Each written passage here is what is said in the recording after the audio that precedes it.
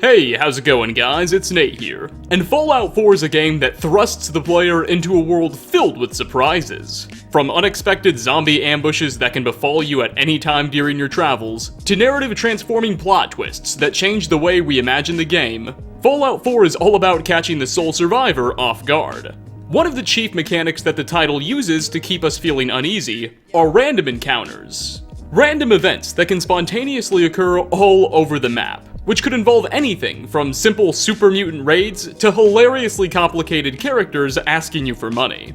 Random encounters have been a staple of Bethesda games for quite some time now, and Fallout 4 brought its own fascinating and sometimes funny suite to the table. So today, why not explore some of them? Sit back, pour out a bowl of sugar bombs, and relax as we dive right into our fourth installment of 5 Fallout 4 random encounters. Starting off, when walking on bridges, into narrow tunnels, or really just out on roads too, it's possible to be accosted by a clearly confused Mr. Gutsy assault bot. The Gutsy will inform the player that the governor has declared martial law and enacted a curfew. Apparently, you can't be out right now, and he'll demand you return home, threatening to pacify the player should you refuse. Civilian, a mandatory curfew is in effect. Return to your home immediately! Curfew? By order of Provisional Governor Grant, a state of martial law has been declared. Under the terms of the Martial Law Act, Section 12.J, those refusing to comply with a curfew order are to be pacified. Repeat, will you comply? Clearly a left-behind artifact from before the bombs fell, this guy's probably been wandering the wastes, telling people to stay inside for over 2 centuries now. After you've listened to his little speech, you'll get a few options in deciding how you proceed. You can simply accept his orders, telling him, okay, I'm going home, and promise to respect the curfew, after which he'll thank you for your compliance, and that will be the end of that.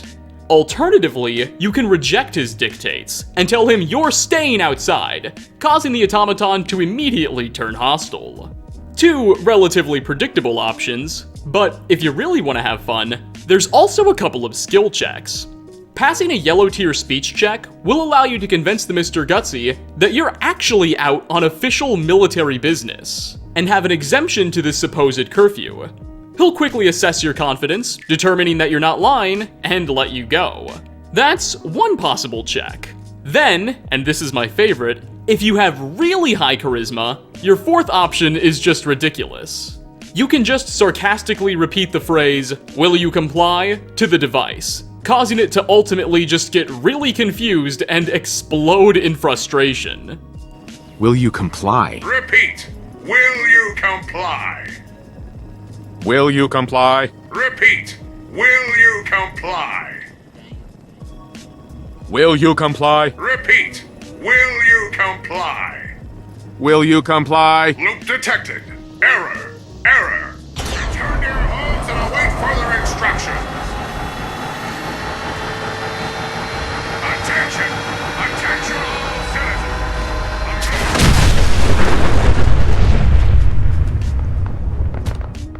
You can also choose this option if you have a low charisma, but rather than explode, the thing will just eventually realize you're screwing with him, and get provoked to turn hostile. Whatever path you choose here though, it's an ironically adorable little interaction, sure to brighten up any session. I mean, so long as the thing doesn't murder you to death, that is. Next on our list, this is something I believe we covered as a tiny detail around a year or so ago, but I'm gonna include it for 2 reasons. A, I'm not 100% sure we did, and B, I figure a year's long enough. Anyway, the Cabot House questline is quite possibly one of, if not my favorite mission chain offered by Fallout 4. In the ruins of downtown Boston exists a household of centuries-old, ageless elites who have survived the last 400 or 500 years living in the lap of luxury, thanks to their enormous wealth and a particularly dark secret. After helping this family out with a few miscellaneous tasks, they will eventually reveal to the player that the secret to their good looks is the blood of the family's imprisoned father. You see, way back in the 1800s, the patriarch of the Cabot family, Lorenzo Cabot, was an archaeologist who went on a dig in Arabia, discovered a strange crown, that he began wearing and hasn't removed since. The device blessed him with an assortment of strange new abilities, and notably, also halted his aging. Eventually, however, Lorenzo sadly also began to suffer some negative side effects. He started demonstrating signs of sociopathy, experiencing extreme fits of rage, not listening to his kids, and just all around behaving like a madman. So, his wife and children had an insane asylum built for him and locked him in the basement. After a few years, the son Jack, who was also scientifically inclined, realized that by simply borrowing some of Lorenzo's blood, he could extend his own life, and that of others too. And so, the group has been living the high life since the Industrial Revolution, all thanks to this dude they've kept imprisoned for so long. At the climax of the family's questline, Lorenzo will make an attempt to break free from his confines with the help of some raiders that he may or may not be mind controlling. It's weird. We'll have to choose whether or not to kill his son Jack and help him get free, or kill Lorenzo himself and stop him from escaping. Whatever you decide, this will be how the narrative and questline finally end.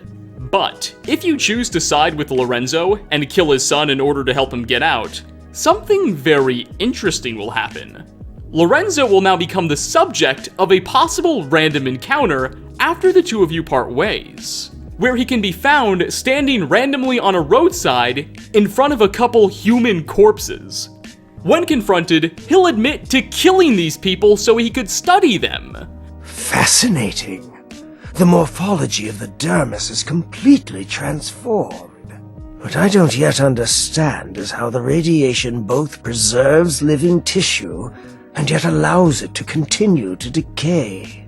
You murdered those people, didn't you? Oh, you mean the ones with the radiation syndrome? Yes, I did.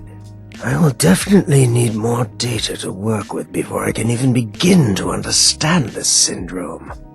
Yeah, it turns out this guy really is a bit nuts after all. Walking about murdering people just for the sake of looking at them, maybe Jack and his family were right to keep this madman contained. Oh well, it's too late to reverse our decision now, especially considering he's essential. Whoops. Coming in at number 3, there's actually 2, both highly related random encounters I'd like to tackle, both concerning Vault 81 and its curious inhabitants. The first of these tends to occur on the railroad tracks near Ten Pines Bluff in the northernmost regions of the map. I suspect it can spawn elsewhere, like most encounters, but this was the only place I was able to get it to trigger. And virtually every YouTube video I've ever seen it in has it occurring here, so if you want to try it, make sure you go to this location. Alas, a small gang of raiders or super mutants can sometimes be spotted here, escorting a captured resident of Vault 81. If you're detected, the party will turn very hostile towards the player, for obvious reasons. But if you're able to overpower the captors and defeat them, the resident will actually approach the player and thank you for saving them, before promising to never leave Vault 81 again, and running all the way back to their underground bunker. I cannot believe I'm alive. Thanks a lot. I'm never leaving Vault 81 again. Count on it. If I get back to Vault 81, I'm never leaving again. This is the last time I'm volunteering for one of these expeditions. I've got to get back to Vault 81. Now, I actually decided to follow this guy throughout his entire journey, hoping that maybe when he got back to the vault, there would be some sort of unique sequence where maybe they'd open the door for him and we could sneak in or something. Nope, turns out the dude just despawns at the cave entrance. Nevertheless, a neat little interaction we can have. The other, related random encounter, I frankly find to be a bit more intriguing, as there's a little aura of mystery around it. Sometimes when wandering the roads, it's possible to bump into, or accidentally walk over, the body of a dead Vault 81 resident, just sort of lying on the ground. It'll be unclear how this poor fellow met their demise, but nearby or in their inventory should be a note, which explains they were out gathering supplies to bring back home. They shouldn't have much else besides that piece of paper and the clothes on their back in their inventory, perhaps implying that they've already been looted by some nefarious actors who may or may not have also hurt them. But ultimately, how this person died is kinda left in the air. Each of these encounters will mark Vault 81 on your map, assuming it's not already, and were likely designed by Bethesda as a means of encouraging you to check the location out. The interesting thing is that they also appear to be exceptionally rare. Like a couple other encounters I've covered before, I didn't even know these existed until I started working on the series. In somewhere around 2,000 hours of Fallout 4 playtime, not once did I ever organically bump into either of these interactions. I just had to farm encounter hotspots for like an hour or so just to get them to trigger. So while far from game-changing, their apparent scarcity made each of these world interactions easy contenders for this video. For our fourth spot, we have the curious standoff between two settlers and their synth buddy. This one can be bumped into in various parking lots and garages. When the encounter is, well, encountered, you'll find a man with his hands in the air, being held up at rifle point by a pair of very angry fellows. As we approach, both the detained man, whose name is Jules by the way, and his captors will explain the situation. Evidently, these three folks have been traveling the Wasteland together since they all randomly crossed paths around 3 weeks ago. Since then, they'd been sticking together, up until Jules over here admitted something big. He confessed to the group that he's a synth. He tried to explain to everyone that he's fleeing the Institute. He's not one of them. He's on the run and wants to be free.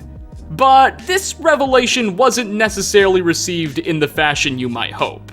As soon as Jules confessed his synthetic nature, both his companions freaked out and pulled out their weapons.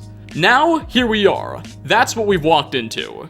It'll be up to us to mediate the situation. There's actually quite a few different dialogue options available to the player, but at the end of the day, one of two results can be achieved. You can save Jules by convincing his friends to lay down their arms, after which he'll just run off into the distance, presumably towards the railroad's outfit near Bunker Hill, or you can let the two captors kill him. Interestingly, one of the ways we can convince the gunmen to let Jules go is by threatening them, saying that if they hurt an Institute synth, the Institute itself might be angered, and they could retaliate. If he was with the Institute, don't you think killing him would just make them madder? Let him go. It's safer that way. Jesus. You're right. Doing this, amusingly enough, will generate a "loved that" response from X688, the Institute Corsair companion, if you have him active. This is despite the fact that you're literally helping a synth escape from the Institute, but oh well. Your best bet if you're after loot would probably be to help Jules escape, as if approached afterward, he'll occasionally reward you with some caps. But beyond the extra few Bethesda bucks, both options largely leave the world unchanged. So, do as you please here. Now, before we get to our final spot, there is one honorable mention that I'd like to share. Salem.